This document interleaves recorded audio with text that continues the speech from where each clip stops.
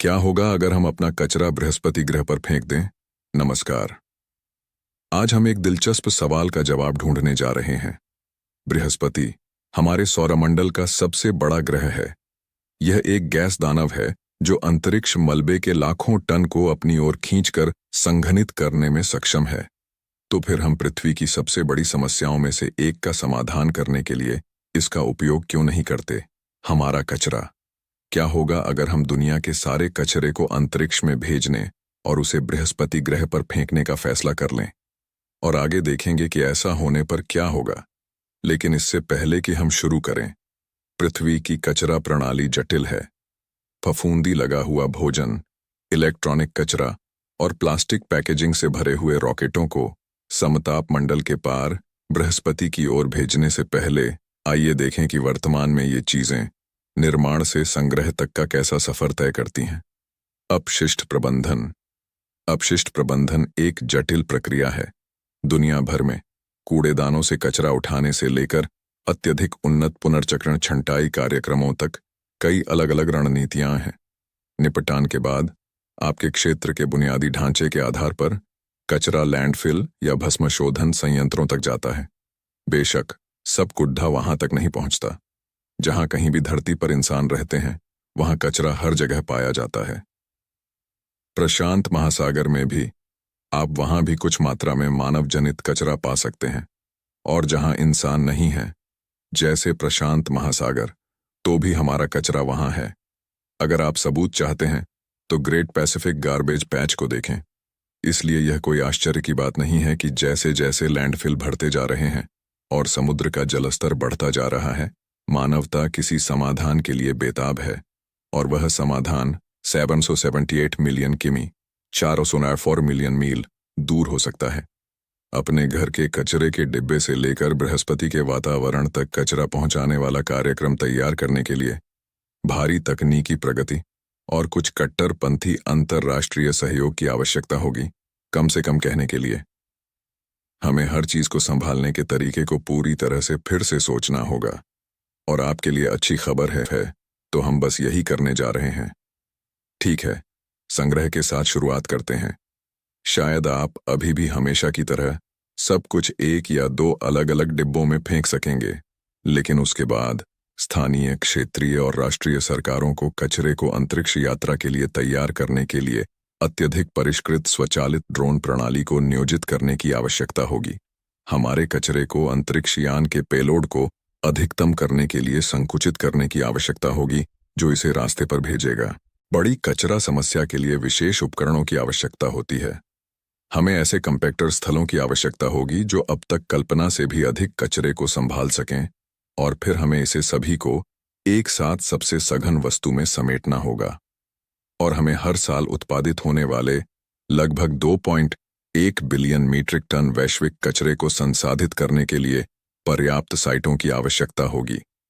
यह आंकड़ा जल्द ही कम होने की उम्मीद नहीं है, और अंतरिक्ष कचरा कार्यक्रम के साथ आप इसकी वृद्धि पर भरोसा कर सकते हैं।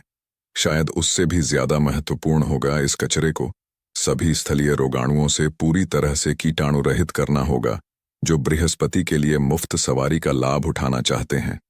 आप सोच रहे होंगे कि कचरे को कीटाणु रहित करने की क्या जरूरत है अगर हम उसे सिर्फ नष्ट करने जा रहे हैं।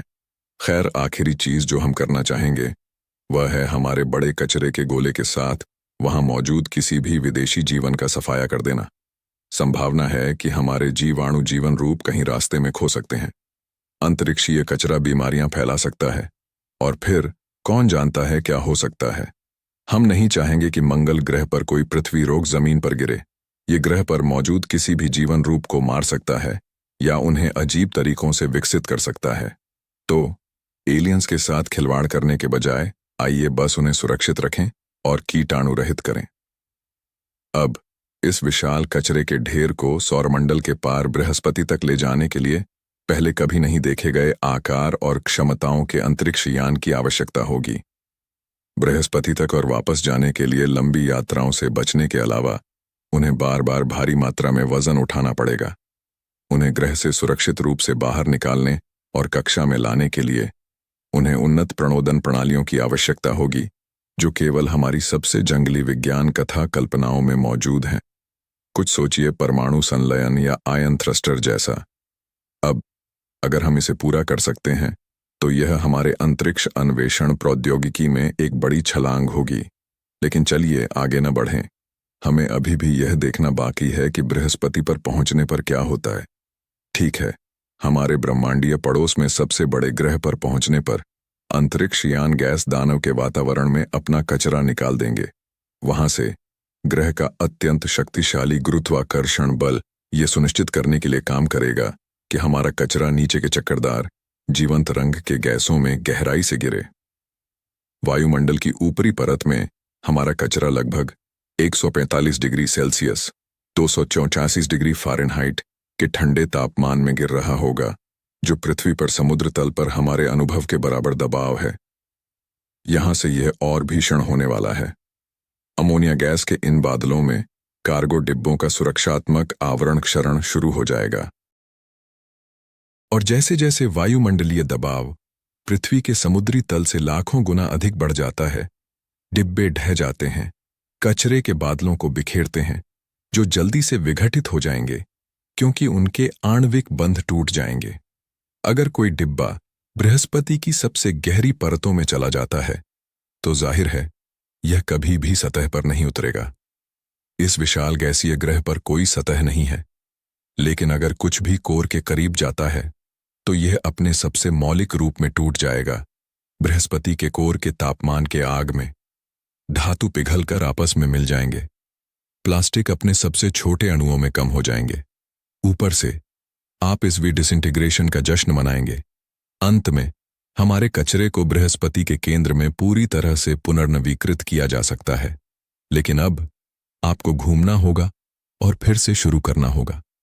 एक जोखिम भरी यात्रा, खासकर जब क्षुद्र ग्रह बेल्ट को पार करना पड़ता है। कल्पना कीजिए कि किस तरह की ब्रह्मांडीय आपदा उस दिन का इंतजार कर रही है, जब एक कचरा जहाज फट जाएगा और कचरे को पूरे सौर मंडल में अनंत काल तक फेंक देगा। अब यह एक और मुद्दा उठाता है। अगर हमें पता होता कि हम अपना कचरा अंतरिक्ष में भेजकर वास्तव में उससे छुटकारा पा सकते हैं, तो क्या हम घर वापस आने के लिए अपनी खपत को सीमित करने के लिए कुछ भी करेंगे? या इसका मतलब यह होगा कि हम मानवीय रूप से कल्पना से भी अधिक कचरा पैदा करेंगे? हाँ, मुझे लगता है कि इससे पहले कि हम इस तरह की जंगली और उपभोग करने वाली परियोजना पर विचार करें, हमें यह देखना चाहिए कि हम अपने ग्रह के साथ कैसा व्यवहार करते हैं। यह उल्लेख नहीं करना है कि इतने विशाल और शक्तिशाली अंतरिक्ष यान को विकसित करने में लगने वाले कचरे की मात्रा और टेकोनफ के लिए आवश्यक ईंधन की मात्रा।